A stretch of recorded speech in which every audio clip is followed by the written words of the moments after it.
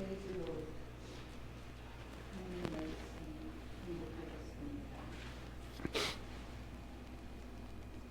또 이르시되 어떤 사람에게 두 아들이 있는데 그 둘째가 아버지에게 말하되 아버지여 재산 중에서 내게 돌아올 빈깃을 내게 주소서 하는지라.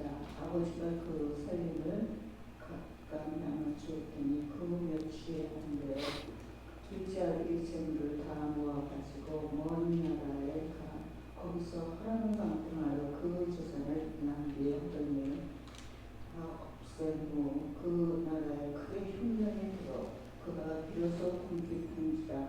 가서 그 나라 백성 중 한 사람에게 붙여 사니 그가 그를 불러보내어 돼지를 치게 하였는데 그가 돼지 먹는 지옥 열매로 배를 채우고자 하되 주는 자가 없는지라. 이에 스스로 돌이켜 이르되 내 아버지에게는 양식이 부족한 흉꾼이 얼마나 많은가. 나를 여기서 주여주니까 내가 일어나 아버지께 가서 이르기를 아버지 내가 하늘과 아버지께 죄를 지었사오니 지금부터는 아버지의 아들이라 일컬음을 감당하지 못하겠나이다. 나를 품꾼의 하나로 보소서 하리라 하고 이에 일어나서 아버지께로 돌아가니라.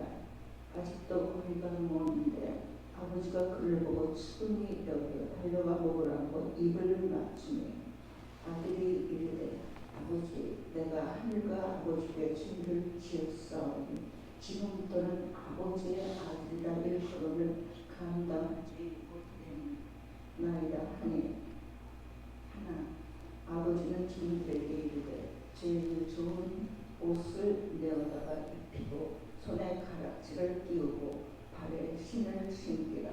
그리고 살찐 송아지를 끌어다가 잡으라. 우리가 가서 먹고 즐기자. 이 내 아들은 죽었다가 다시 살아났으며 내가 잃었다가 다시 얻었노라 하니 그들이 즐거워하더라.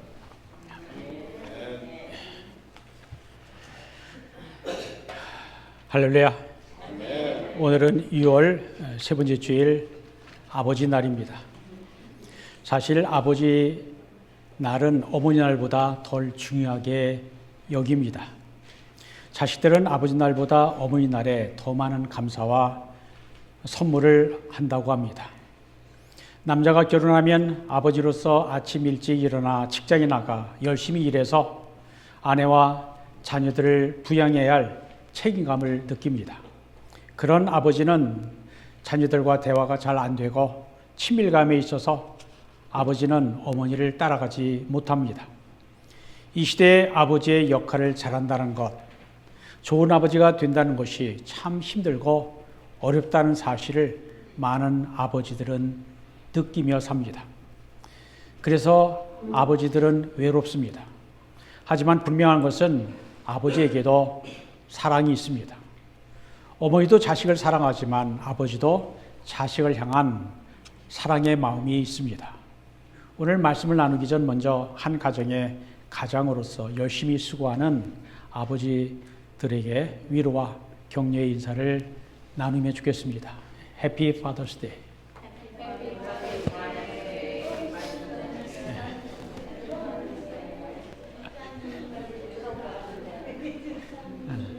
아버지들 다 어디 갔어요? 엄마들만 많아요. 예, 감사합니다.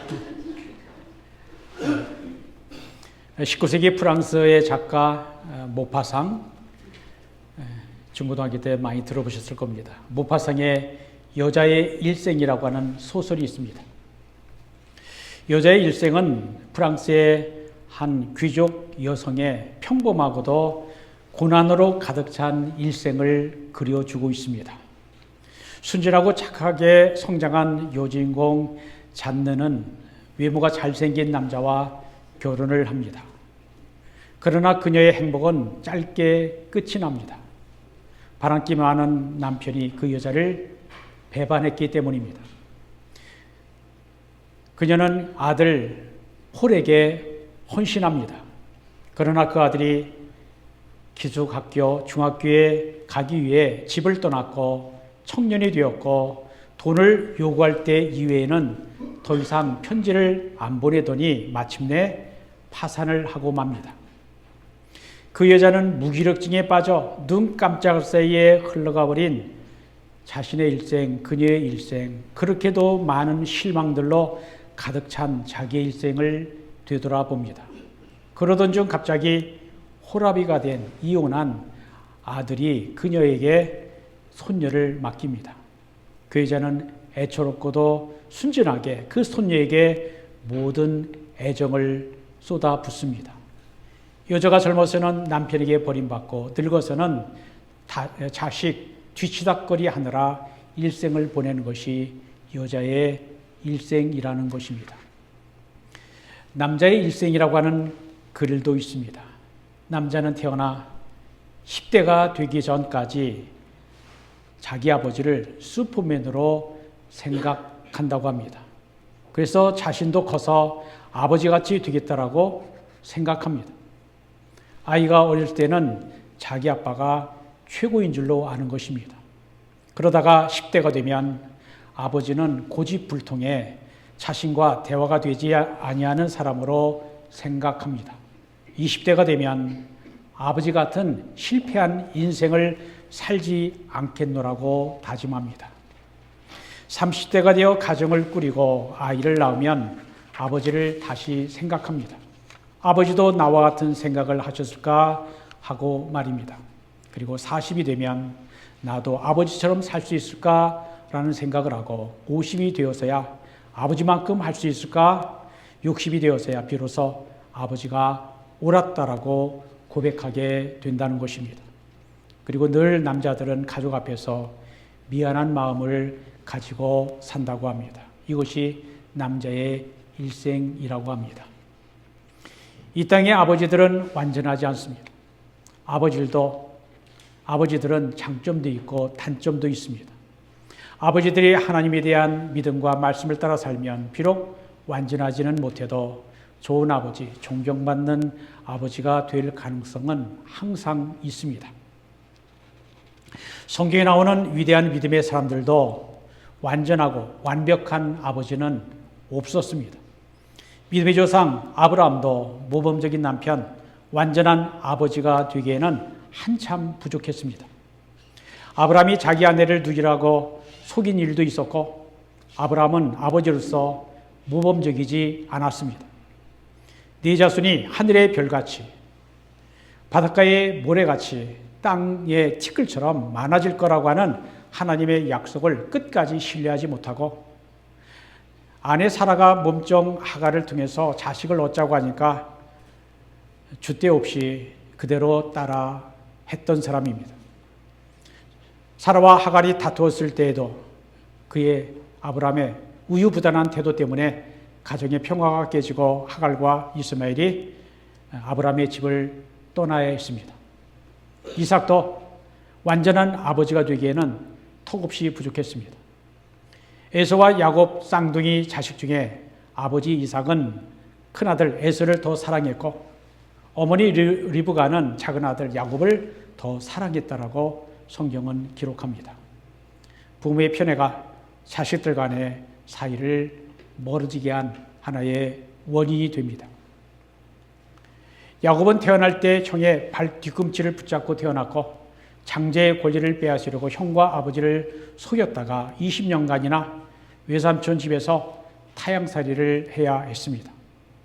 하지만 속임수에 능한 야곱이 이번에는 외삼촌의 속임수에 당하게 됩니다. 야곱은 아버지로서 부족한 게 많았습니다.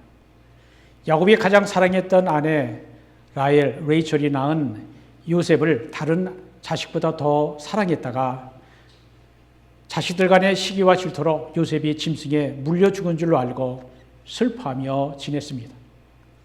야곱이 죽기 전 자식들을 모아놓고 12아들에게 축복의 기도를 해줍니다. 비록 야곱이 평생 꾀와 속임수로 살았지만 죽기 전에 자식들을 축복하는 순간에는 참으로 진실했을 것입니다. 모세는 이스라엘의 위대한 지도자였지만 아버지로서는 많이 부족했고 사무엘도 훌륭한 사사요 선지자였지만 불성실한 아들들을 바르게 가르칠 줄 모르는 부족한 아버지였습니다. 다윗은 이스라엘 역사에서 가장 위대한 왕이었고 뛰어난 시편들을 많이 남겼지만 아버지로서는 단점이 있었습니다. 다윗이 우리아의 아내 밧세바와 간음하고 충성스러운 우리아를 적의 칼에 죽인 대가로 자식들 간에 피를 흘리는 칼부림 다툼이 일어났습니다. 하지만 다윗에게도 아버지로서 진실했던 순간이 있었습니다. 아버지의 왕위를 빼앗으려고 반란을 일으켜 신발도 신지 못하고 다급하게 도망하게 만들었던 그 아들 압살롬이 죽었다라고 하는 소식을 들었을 때 다윗은 내 아들 압살롬아, 내 아들 압살롬아, 내가 너를 대신하여 죽었다면 압살롬 내 아들아 하며 크게 슬피 울었습니다. 다윗은 아들을 사랑했던 아버지였습니다. 하지만 압살롬은 믿을 수 없는 아들이었습니다. 그는 아버지를 배반했고 왕의 자리를 빼앗으려고 했습니다. 그러나 다윗은 아들 압살롬을 잊을 수가 없었습니다. 아버지는 자식을 사랑합니다. 어떤 것도 아버지의 사랑을 끊을 수 없습니다. 다윗은 자신을 향해 칼을 든 아들일지라도 사랑했습니다. 사랑했기에 아들 압살롬의 죽음이 다윗을 슬프게 했던 것입니다. 자식이 아버지를 힘들게 해도 아버지는 자식을 버리지 못합니다. 자식이 아버지를 떠날지라도 아버지는 자식을 잊지 못합니다. 바로 이것이 아버지의 마음입니다. 아버지는 자기가 아버지 노릇을 잘하고 있는지, 자기가 정말 좋은 아버지인지 늘 고민합니다. 아버지가 자식들에게 모범을 보여야 한다는 것을 알고 있지만 항상 모범이 되지 못한 것에 대해 늘 미안한 마음을 갖는 것이 아버지입니다. 좋은 아버지가 되는 일은 결코 쉽지 않습니다. 그러나 누구나 좋은 아버지가 될 가능성은 있는 것입니다. 그 가능성을 현실이 되게 하려면 어떻게 해야 할까요? 우리가 배워야 할 모범이 되는 아버지의 모형은 바로 하나님 아버지이십니다. 우리는 하나님 아버지의 말씀과 아버지의 마음을 배우고 닮아가야 합니다. 오늘 보면은 예수님께서 하나님 아버지의 마음을 알려주시는 누가복음 15장의 말씀입니다. 누가복음 15장은 탕자의 비유, 잃은 아들의 비유, 두 아들의 비유라고 알려져 있지만 오늘 우리는 아버지의 마음을 생각하며 하나님 아버지의 마음을 배우고 닮아가는 아버지들이 되시기를 바랍니다. 두 아들의 이야기는 이렇게 시작합니다. 누가복음 15장 11절로 12절입니다.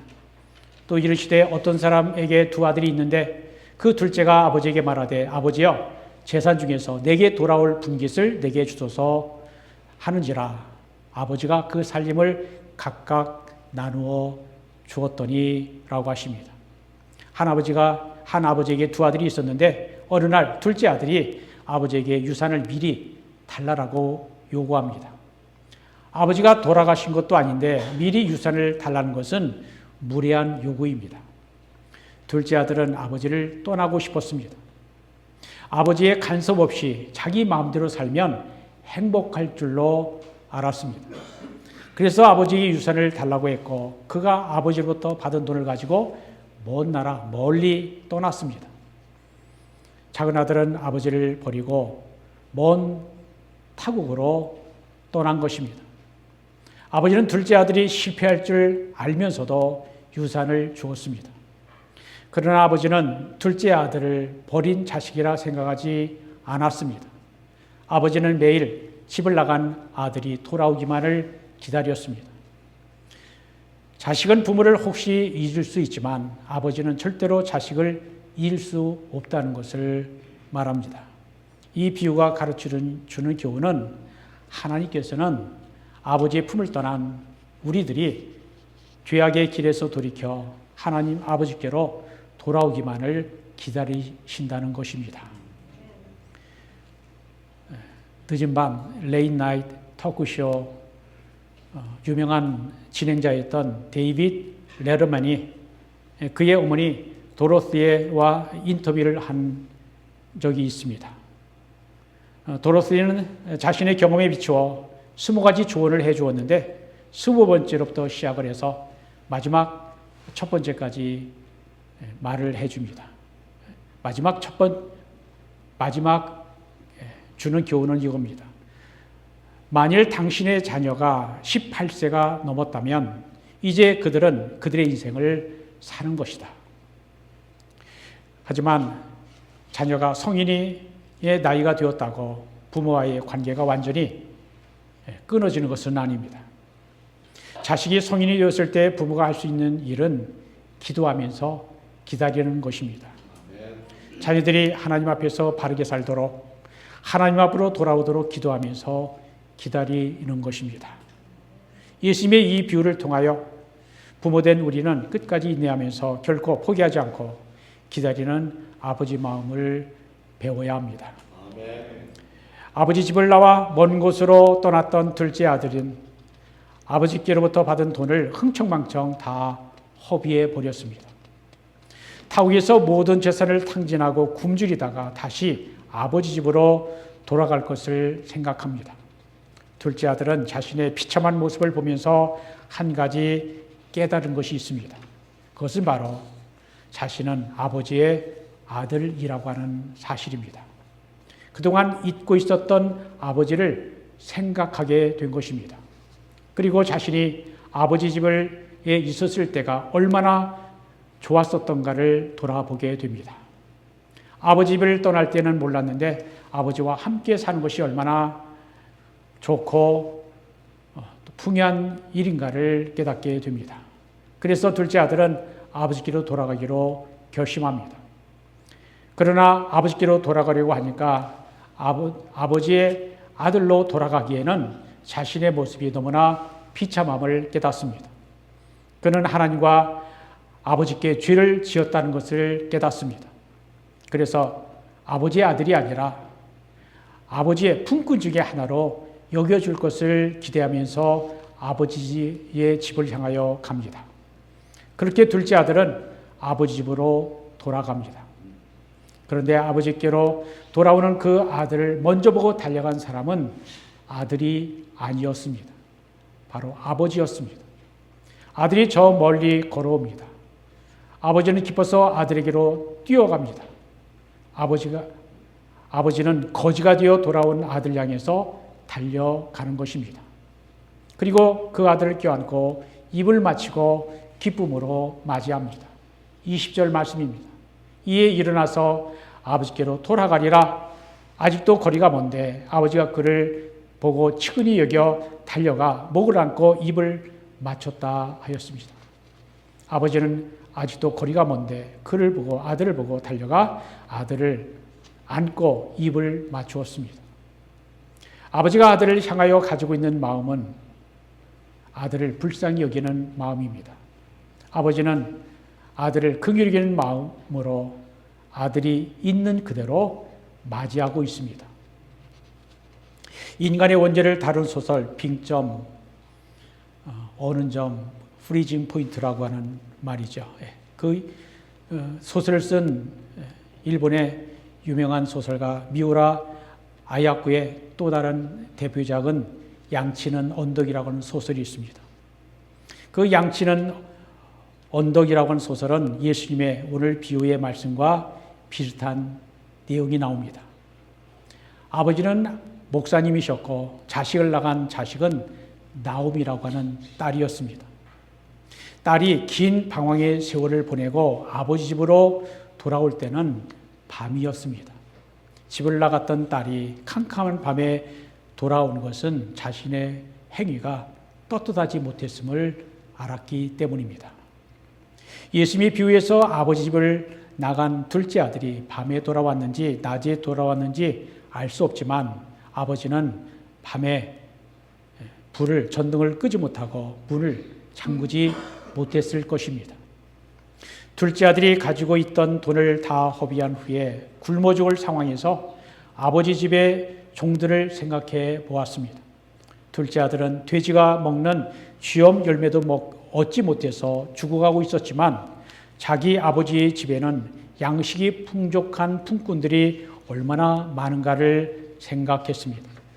아버지가 자기를 아들로서가 아니라 품꾼 중에 종 중에 하나로 받아주기를 바랬습니다. 그래서 아들이 아닌 종의 신분으로 돌아가기 위해 아버지 집으로 돌아간 것입니다. 그러나 아버지는 돌아오고 있는 아들을 이미 용서했습니다. 하나님 아버지는 우리의 죄를 용서하시는 아버지이십니다. 하나님은 우리의 죄를 용서하기 위해 이미 십자가에서 예수님의 보혈로 우리의 모든 죄값을 치르셨습니다. 우리가 우리의 죄를 고백하고 아버지 하나님 앞으로 돌아오면 하나님은 우리의 모든 죄를 용서해 주십니다. 우리는 우리의 모든 죄를 용서하시는 하나님 아버지로부터 배워야 합니다.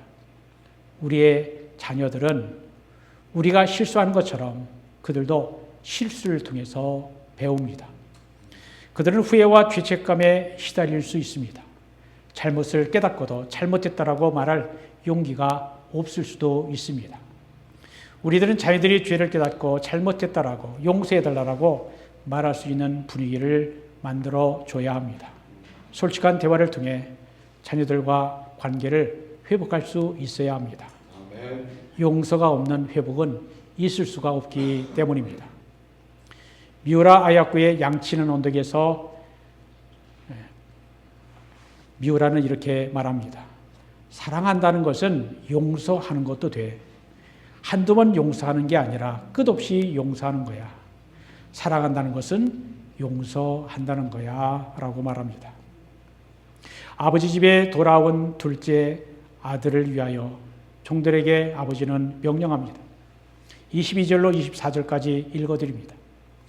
아버지는 종들에게 이르되 제일 좋은 옷을 내어다가 입히고 손에 가락지를 끼우고 손에 발을 신기라. 그리고 살진 송아지를 끌어다가 잡으라. 우리가 먹고 즐기자. 이 내 아들은 죽었다가 다시 살아났으며 내가 잃었다가 다시 얻었노라 하니 그들이 즐거워하더라 하십니다. 죽었던 아들이 살아나고 잃었던 아들을 다시 얻는 회복의 순간입니다. 용서를 통하여 관계 회복이 이루어진 것입니다.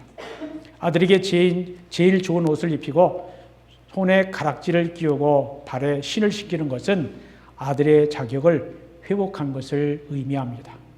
둘째 아들은 아들로서가 아니라 종들 중에 하나로 받아들이기를 기대했지만 아버지는 그 아들을 아들로 받아주었습니다.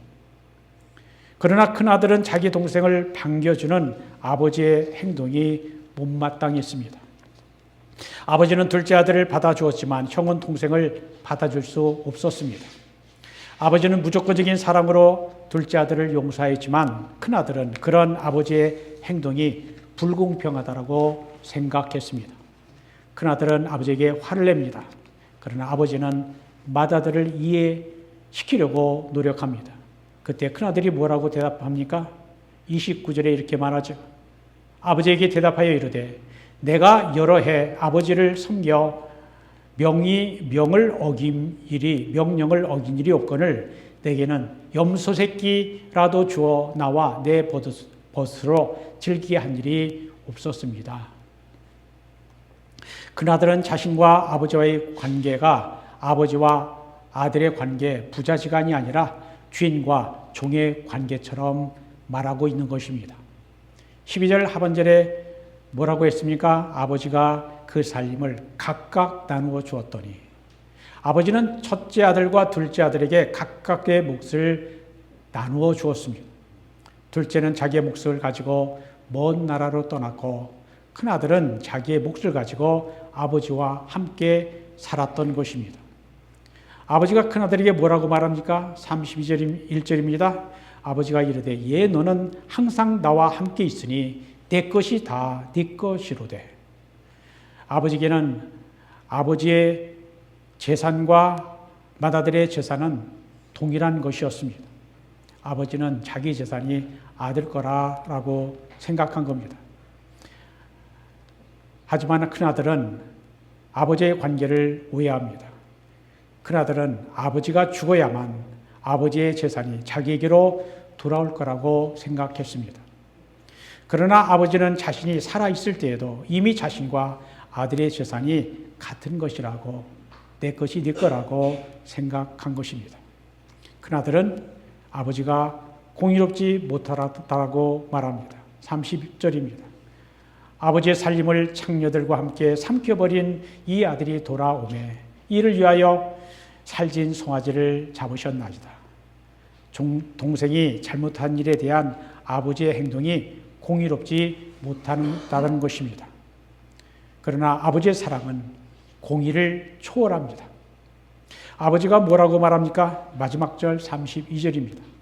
이 네 동생은 죽었다가 살아났으며 내가 잃었다가 얻었기로 우리가 즐거워하고 기뻐하는 것이 마땅하니라. 큰아들의 머릿속에는 돈밖에 없었습니다. 동생은 아버지로부터 받은 돈을 허랑방탕하게 낭비하였습니다. 그리고 이제 집에 돌아온 동생을 위하여 베푼 잔치에 들어간 돈도 아까웠습니다. 동생을 위해서는 한 푼도 쓰기가 싫었던 것입니다. 그러나 아버지는 달랐습니다.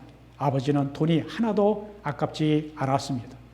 아버지는 둘째 아들에게 좋은 옷과 비싼 반지를 끼워주고 짐승을 잡아 잔치를 베풀어 주었습니다. 잃었던 아들을 다시 찾았고 죽었던 아들을 살려내는 것이 돈보다 훨씬 더 중요했습니다. 아버지는 모든 것을 큰 아들에게 설명하고 큰 아들이 자기 동생을 받아들이기를 화해하도록 촉구했습니다. 우리는 자녀들이 서로 화해하고 하나가 되도록 애쓰는 긍휼이 많은 아버지가 되도록 배워야 합니다. 하나님은 하나님의 자녀들이 화목하기를 원하십니다. 자신만 의롭다고 생각하고 율법적으로 정죄하기보다 사랑으로 허대한 죄를 덮어주고 용서하고 생명을 얻는 것을 최고의 가치로 여기기를 원하십니다. 아버지는 자녀들이 화해하도록 가르쳐야 합니다. 아버지로서 용서하고 사랑하고 화해하는 본을 보여줘야 합니다. 자식이 아버지께로 돌아가 안기고 기댈 수 있는 넓은 가슴, 넓은 등이 되어야 합니다. 17세기 네덜란드의 화가 렘브란트가 그린 돌아온 탕자, The Return of the Prodigal Son이라고 하는 그림이 있습니다. 배경이 캄캄하네요. 아버지와 아들이 환하게 나타나고 있습니다. 아들이 거지가 되어 돌아왔는데 아버지는 그 아들을 꼭 껴안아 줍니다. 그런데 자세히 보시면 아버지의 손에 두 손은 다릅니다. 한 손은 아버지의 손이고 다른 한 손은 어머니의 손입니다. 하나님의 마음속에는 어머니의 모습도 아버지의 모습도 함께 있다라고 하는 뜻입니다. 그리고 아버지 옆에서 못마땅히 쳐다보는 사람이 있습니다. 바로 큰 아들입니다. 영성가 헨리 나웨인이 이 그림을 한참 동안 바라보면서 묵상을 했습니다. 그리고 자신이 그 속에 탕자라고 생각했습니다. 그런데 그 그림을 자꾸 보면 볼수록 자기가 바로 집안에 있는 큰 아들인 것을 느꼈다라는 것입니다.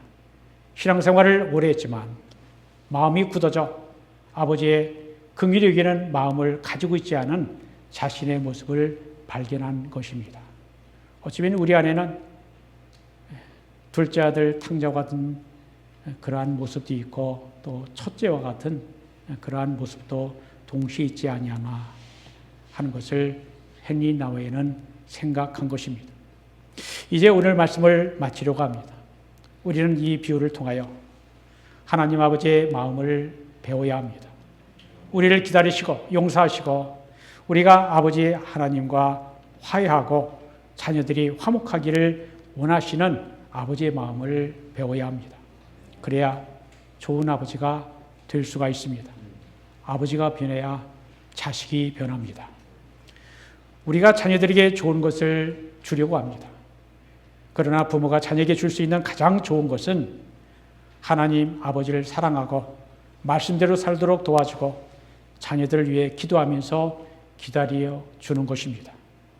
아버지가 가족을 경제적으로 부양하는 것도 중요하지만 아버지들이 하나님 아버지의 마음을 품고 아버지 역할을 감당할 수 있어야 하겠습니다. 사랑은 기다리는 것이요, 사랑은 용서하는 것입니다. 사랑은 사람을 변화시키는 힘이 있습니다. 이러한 사랑이 우리를 포기하지 않고 오래 기다리시는 하나님 아버지의 마음인 것입니다. 우리 모두 하나님 아버지의 마음을 배울 수 있기를 소망합니다. 오늘 아버지 날을 맞이하여 아버지의 마음을 회복하십시다. 사랑과 인내로 기다릴 줄 아는 아버지들이 되십시다. 자녀들이 자신의 죄를 깨닫고 돌아올 때 긍휼과 사랑의 마음으로 용서할 줄 아는 아버지가 되시기를 바랍니다. 자녀들과 화해할 수 있는 아버지가 되시기를 주님의 이름으로 축복드립니다. 기도합니다. 하나님 아버지 감사합니다. 자녀들은 아버지를 존경하고 아버지는 자식을 하나님 아버지 마음으로 용서하고 기도하게 하옵소서. 그래서 가정이 주님의 사랑으로 하나 되게 하옵소서. 예수님의 이름으로 기도합니다.